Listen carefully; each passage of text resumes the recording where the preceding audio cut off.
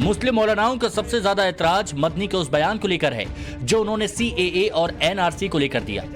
Madani citizenship amendment bill यानी CAA और national registered citizen NRC के मुद्दे पर भी अज़दुद्दीन ओवैसी से सहमत नहीं है। मदनी ने साफ शब्दों में कहा है कि देश में एनआरसी लागू होना चाहिए, सरकार अगर चाहे तो एनआरसी लागू कर सकती है। आप जानते हैं कि सीएए और एनआरसी को लेकर देश के मुसलमानों को कैसे भड़काया गया, कैसे भ्रम फैलाया गया। सीएए से यह कहकर डराया गया कि इससे भारत में रह रहे मुसलमानों के लिए खतरा पैदा हो जाएगा, जबकि यह बिल ही नागरिकता देने का था। हिंदुस्तानी मुसलमानों से तो इस बिल का कोई लेना देना ही नहीं था। मुल्क का दुश्मन करार दो, इनके खिलाफ पिक्चरें बनाओ। अब तो जजेस भी बोलना शुरू कर दिए, लॉर्डशिप भी बोलना शुरू कर दिए। मेरे भाई जागो, मुत्तहिद हो जाओ। ये नफरत जो मुसलमानों के खिलाफ पैदा कर दी गई है, अब कोई बोलने के लिए तैयार नहीं है।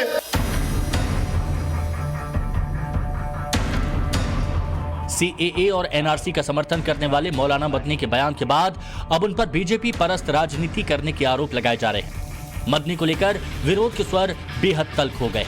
उन्हें मुस्लिम विरोधी वाले बीजेपी के एजेंडे का समर्थक करार दिया जा रहा है। सोशल मीडिया पर उन्हें लगातार घेरा जा रहा है और कोसा जा रहा है। हालांकि मदनी वक्फ बिल और समान नागरिक संहिता यानी यूसीसी पर खुलकर मोदी सरकार को घेर रहे हैं, लेकिन बीजेपी की बी टीम कौन है, मदनी या ओवैसी?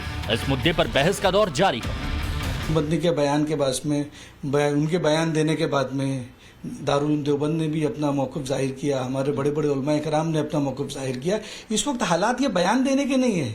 इस वक्त जो ये हालात चल रहे हैं, एक तरफ तहफ़्फ़ुज़ औक़ाफ़ के बारे में बात चल रही है, सारे मुसलमान के सारे धड़े के लोग एक होकर पड़े हुए, इस तरीके का बयान उनको नहीं देना चाहिए था। और दूसरी बात ये कि इस वक्त असदुद्दीन अवैसी की पार्टी इतनी जूझ रही है कि पूरे महाराष्ट्र का इलेक्शन एकदम सर पर खड़ा है, उनसे कोई पार्टी अलायंस करने को तैयार नहीं है। उसका अलायंस करने को तैयार नहीं है। उसका रीज़न यही है ना कि भाई नफरत की पॉलिटिक्स नहीं चलेगी। इस वक्त जो हिंदुस्तान का माहौल है, हिंदुस्तान के अंदर एक चीज़ है कि हिंदू मुस्लिम एक हिस्सा है, बदन का एक हिस्सा है। अगर मतलब सर सैयद अहमद खान ने कहा है कि हिंदू मुस्लिम को आप ऐसा देखिए कि दोनों हिंदुस्तान के चेहरे की आंखें हैं, अगर कोई एक चीज खराब करोगे चेहरा भेंगा हो जाएगा। इनके खिलाफ पिक्चरें। ओवैसी और मदनी दोनों ही बड़े नेता हैं, दोनों ही मुसलमानों का प्रतिनिधित्व करते हैं, लेकिन दोनों में एक बड़ा अंतर है। जमीयत उलेमाए हिंद के चीफ मौलाना मदनी उदारवादी मुस्लिम चेहरा है, भड़काऊ बयानबाजी नहीं करते, बोलचाल में सौम्यता झलकती है, जबकि ओवैसी को कहा ही जाता है भड़काऊ भाईजान। मदनी खुलकर मोदी सरकार की उन योजनाओं की तारीफ करते हैं जिनसे मुसलमानों को फायदा हुआ, लेकिन ओवैसी को मोदी राज मुसलमानों पर सितम का सबब लगता है। वो जब भी बोलते हैं तो उनके तेवर तंज भरे होते हैं। ओवैसी की पूरी राजनीति ही भय, भेद और भड़काने के फॉर्मूले पर चलती है। हमारी जायदाद है, अल्लाह के नाम पर इसका मालिक अल्लाह है। तुम हमसे छीनना चाह रहे हो। तुम्हारा दिल नहीं भरा 6 दिसंबर से, तुम्हारा दिल नहीं भरा दिल्ली की सड़कों पर हमारे खून की होली खेलने से, तुम्हारा दिल नहीं भरा हमारे बच्चों का इनकाउंटर करने से, तुम्हारा दिल नहीं भरा बुलडोजरों से हमारे घरों को तोड़ने से, तुम्हारा दिल नहीं भरा हमको इस मुल्क की शरीयत खत्म करने का कानून बनाया। अब तुम हमको हमारे वजूद को मिटाना चाहते हो। खुदा की कसम अपने वजूद को मिटने नहीं देंगे। मुद्दा चाहे जो हो, हैदराबादी भाईजान अक्सर प्रोपेगेंडा चलाकर नफरती बयानबाजी करके लोगों को उकसाने और भड़काने के एक सूत्रीय एजेंडे से कभी पीछे नहीं हटते हैं। वो भले भारत माता की जय कभी ना बोलें, लेकिन मुस्लिम वोट के लिए संसद में जय फिलिस्तीन का नारा जरूर लगा देते हैं। इसलिए ऐसे तमाम लोग हैं जो ओवैसी में अपना नेतृत्व तलाशते हैं।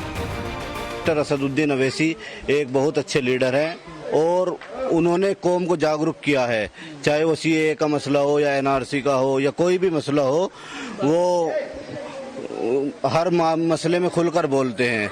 और मौलाना महमूद मदनी साहब का कोई एक प्रोटेस्ट या कोई एक जगह उनकी मुखालफत आप नहीं दिखा सकते। तीन साहब को मिल्लत के सही माने में हमदर्द हैं, वो अमीरुल हिंद हैं, और उनके बारे में इस तरह की बात करना खुद अपने आप को नुकसान पहुंचाना। मदनी ने ओवैसी को बंटवारे की राजनीति करने वाला कहा तो उसका आधार भी है। असल में ओवैसी मुस्लिमों का सबसे बड़ा रहनुमा बनने की होड़ में कई बार सीमा लांघते दिखे। ओवैसी सांप्रदायिक सियासत को कैसे हवा देते हैं, इसकी कई मिसालें हैं। वो कभी मॉब लिंचिंग को मुद्दा बनाते हैं, कभी हिजाब, तो कभी असम के मैरिज एक्ट को मुद्दा बनाते हैं। हिंदुस्तान से मुसलमानों को निकाल दिया जाएगा, बार बार ऐसा माहौल बनाते हैं जिसे बांटने वाली अप्रोच ही कहा जाएगा। ओवैसी भड़काऊ बातें करके नफरत का सियासी कारोबार करते हैं।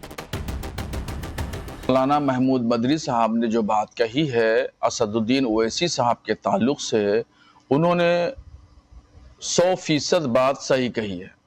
हमेशा ओवैसी साहब भड़काऊ राजनीति करते हैं और ऐसे बयान देते हैं जिससे मुसलमान मुश्ताइल हो और भड़के, उत्तेजित हो।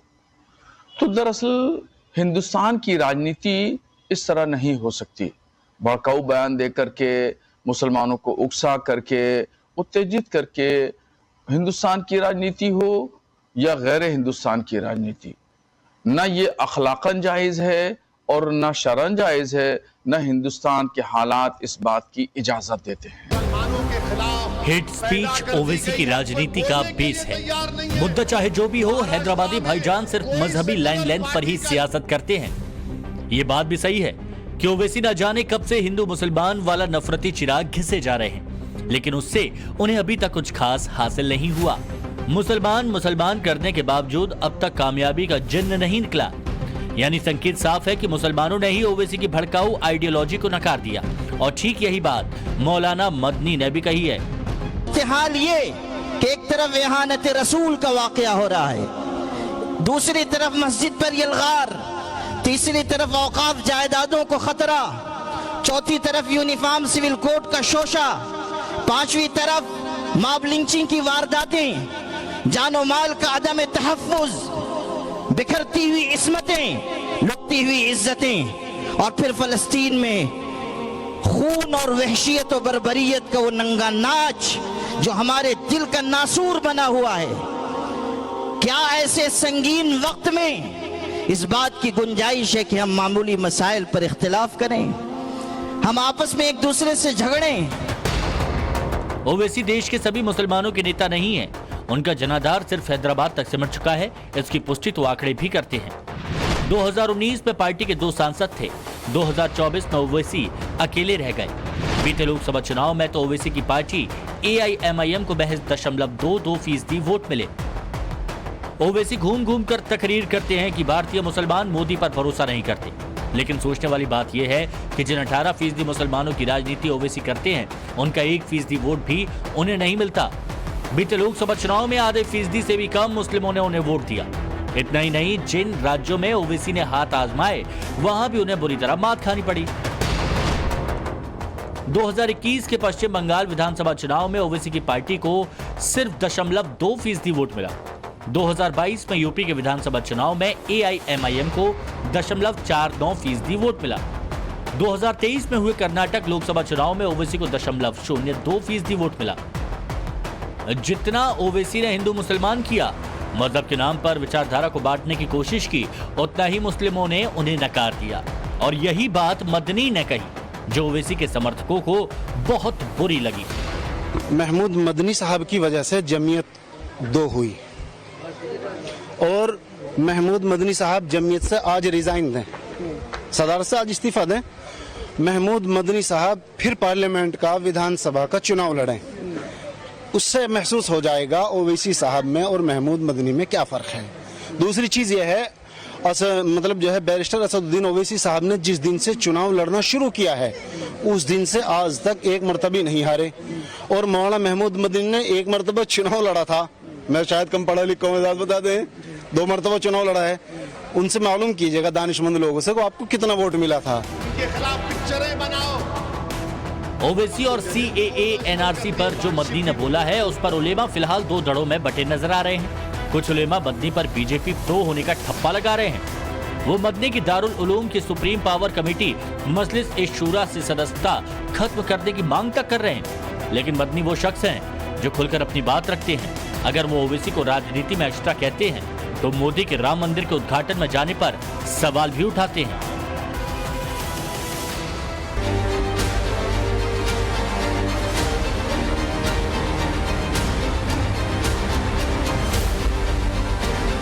मुसलमानों के खिलाफ जो नफरत के मुजाहरे किए जा रहे हैं, मैं बार बार कह रहा हूं, ये वही तारीख को दोहराई जा रही है जो हिटलर के जमाने में होती थी।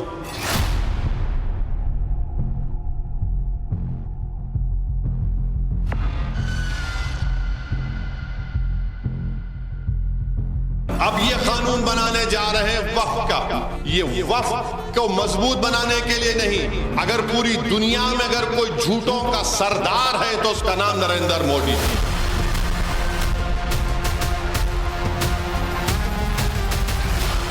ये जो मोदी जी को नमस्कार, वाह मोदी जी वाह, ये आरएसएस के रंग में है। और ओवैसी जो अमीर खुसरो ने कहा था महबूब इलाही के बारे में, इस रंग में और उस रंग में जमीन आसमान का फर्क है।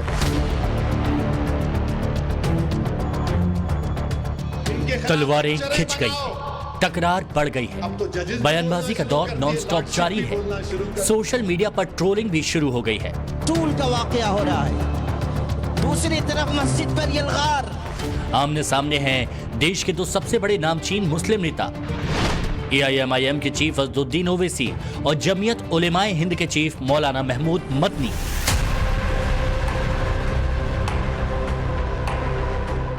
मुद्दा बना है हैदराबादी भाईजान की नफरती राजनीति, उनकी हेट स्पीच, चाहे वो CAA को लेकर हो, NRC को लेकर हो या फिर किसी दूसरे मुद्दे पर। आज मुल्क के 17 करोड़ मुसलमान भारत के वजीर आजम पर एतमाद भरोसा नहीं करते, बिल्कुल नहीं करते, बता रहा हूं, खुल के कह रहा हूं। कुछ इसी तरह की भड़काऊ बातें करके ओवैसी सुर्खियां बटोरते हैं, अपनी राजनीति चमकाते हैं और उनके समर्थक सीटी बजाते हैं। ओवैसी बांटने वाली राजनीति कर रहे हैं। ओवैसी की अप्रोच बांटने वाली है। ओवैसी के बयान बर्दाश्त करने लायक नहीं होते। मुसलमान ओवैसी को अपना नेता नहीं मानते। जमीयत चीफ ने ये तमाम बातें एक सोशल मीडिया चैनल पर कही, जिसके बाद मुस्लिम परस्त राजनीति करने वाली संस्थाओं, राजनेताओं और उलेमाओं में जवाबी तकरीरें शुरू हो गईं।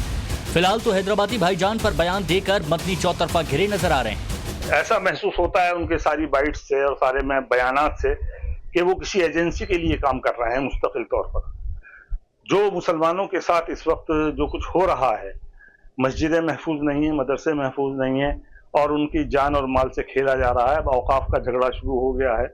ये सारे मामलात पर कोई वाज़े इनके ख्यालात नहीं होते और इनका पूरा जोर इस बात पर होता है कि मुसलमानों को बर्फ में लगा दिया जाए और वो कोई रिएक्शन ना दें। हुकूमत जो कर रही है वो आसानी से करती रहे और मुसलमान कोई रिएक्शन ना दें। ये कहना मैंने महसूस किया है पिछले कुछ दिनों से कि ये वाकई किसी एजेंसी के लिए काम कर रहे हैं, ये मुसलमानों के लिए कोई काम नहीं कर रहे हैं। खुद मुसलमानों के सबसे बड़े इस्लामी तालीम के केंद्र दारुल उलूम ने भी ओवैसी पर मदनी के बयान से पल्ला झाड़ लिया। संस्था के मोहतमिम मौलाना मुफ्ती अबुल कासिम नोमानी ने कहा कि वो बंदी के बयान से इत्तेफाक नहीं रखते। कुछ इसी तरह के रिएक्शन देश के अलग अलग शहरों के दूसरे मौलानाओं ने भी दिए। ओवैसी बनाम मदनी की इस जंग पर तमाम तरह की प्रतिक्रियाएं लगातार सामने आ रही हैं। मौलाना महमूद मदनी ने जो कुछ कहा ओवैसी साहब के मुताल्लिक बराबर नहीं। आज कोई हम मुसलमानों के लिए हिंदुस्तान में बोलने वाला नहीं, मौलाना महमूद मदनी भी नहीं बोलते जैसा ओवैसी साहब बोलते हैं।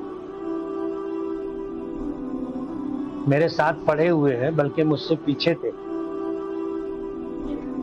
लेकिन जो हरकत उन्होंने की है और कर रहे हैं मुनासिब नहीं। उनकी ही नादानियों की वजह से जमीयत उलमा दो हिस्सों में तकसीम हुई है।